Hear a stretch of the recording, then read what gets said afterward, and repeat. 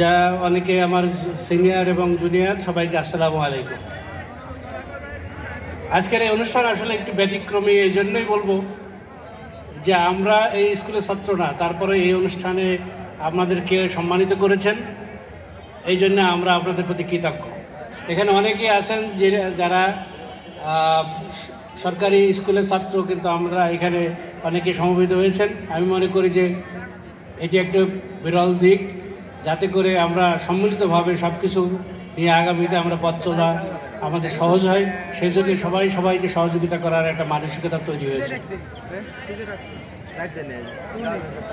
আমার পিতা 1942 সালে এই স্কুলের ছাত্র ছিলেন, এজি হাই মাদ্রাসা, তখন উনি এই স্কুলে পড়েছেন। পরবর্তীতে গভর্নমেন্ট যে স্কুল সরোয়ার্দী কলেজ, সেই কলেজের ছাত্র ছিলেন।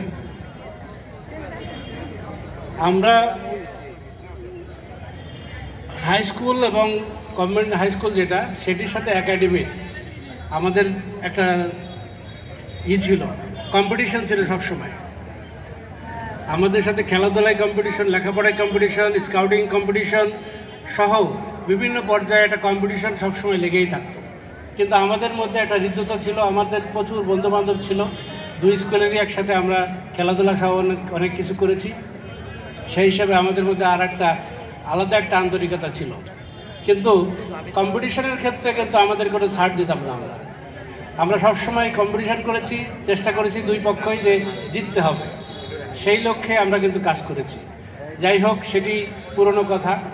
আমরা আজকে এই এজি মাদ্রাসা হাঁটি পা করে 100 বছর পূর্তি হয়েছে। এই 100 বছরে অনেক স্বনামধন্য শিক্ষক আমরা যেমন পেয়েছি, অনেক স্বনামধন্য ছাত্র এখান থেকে বাংলাদেশের বিভিন্ন পর্যায়ে তাদের প্রতিভার স্বাক্ষর রেখেছেন। এটি আজকে প্রমাণিত। এই জন্য আমরা মনে করি যে আমাদের যে শহরে যে 4টি স্কুল আছে, 2টি বয়েজ স্কুল এবং 2টি গার্লস স্কুল, সবাই একজন আরেকজনের পরিপূরক এবং আমরা মাগুরার সন্তান। আমরা মাগুরাকে একটা পর্যায়ে নিয়ে যেতে চাই। আজকে সেই সুযোগটা এসছে। আমরা জানি না আপনারা যে বিগত সরকারের সময়ে আসলে মুক্তভাবে চিন্তা করার যে সুযোগ, সেটা ছিল না।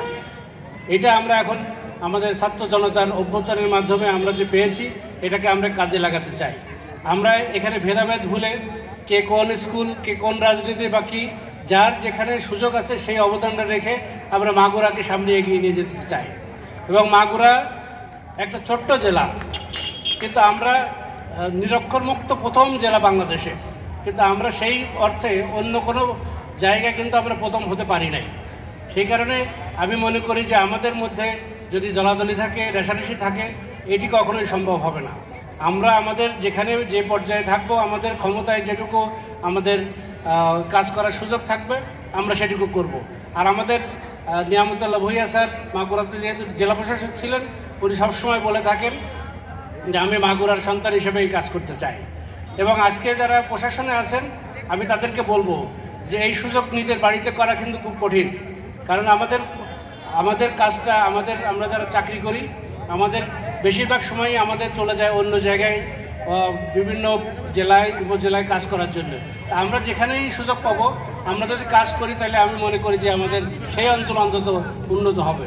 তা আমাদের যারা মাগুরায় জেলা প্রশাসক, পুলিশ সুপার সহ অন্যান্য যারা কর্মকর্তা আছেন, তাদেরকে আমি অনুরোধ করবো যে আপনারা নিজেদের মনে করে